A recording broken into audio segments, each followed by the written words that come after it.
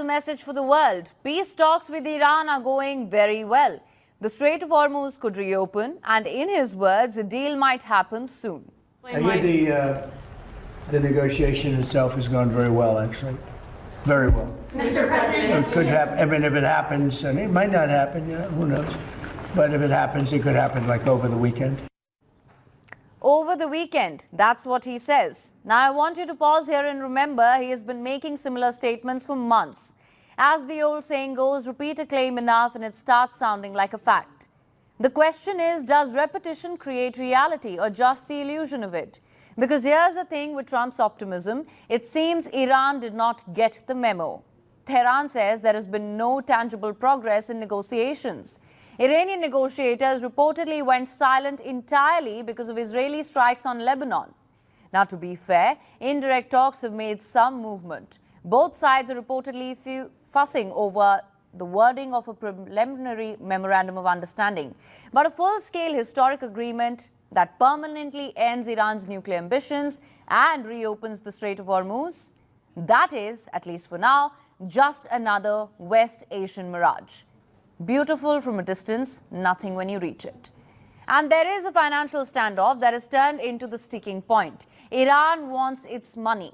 We're talking about over $100 billion in frozen assets, oil revenues, foreign exchange reserves, all locked up in overseas banks since the 1979 revolution. And the amount rises with every sanction thereafter. Major portions of these assets are held in Qatar, South Korea, Iraq and China. As of now, no agreement on the frozen assets has been reached. Iran's position is simple: release the cash first, then we'll talk. Washington's position, equally simple: prove yourself first, then we'll release the cash. And that is where the deal dies, in a corridor between a demand and a precondition. This isn't just about economics, it's about optics, sovereignty and survival. Iran's economy has been strangled for decades. Its leaders need to walk back to their public with something visible, something real. Billions of dollars in unfrozen assets, that's a win you can show on state television. They're reportedly asking for at least $12 billion up front and eventually all of it. America, understandably, is reluctant because any large transfer of funds to Tehran is domestically political dynamite. So both sides are stuck in a financial standoff that no amount of presidential optimism can wish away.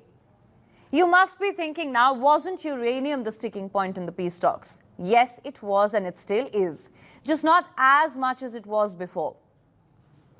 This current framework reportedly being discussed would let Iran keep a limited civilian nuclear program under international monitoring. The debate has now narrowed to how much enriched uranium, at what level, and how inspections would be conducted. It is progress of a kind, but it is not the forever fix Trump has been selling. Very hard to get that material, but I still nevertheless want it. And I don't want to do it if we're in conflict. I don't want to put men in that kind of danger. I remember Jimmy Carter had some bad problems in Iran with the hostages. I don't want to ever put our people in that kind of danger. But when it's over, as of this moment, it's agreed that we will go in with them.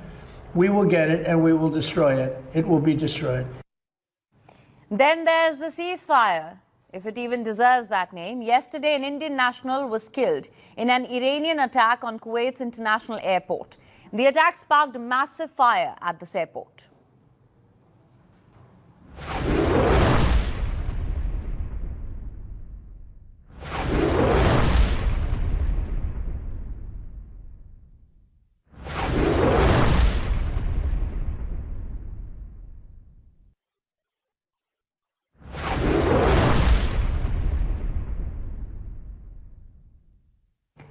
But a day later, Tehran has denied striking Kuwait's airport. It has blamed a US Patriot missile misfire for the damage caused at the passenger terminal.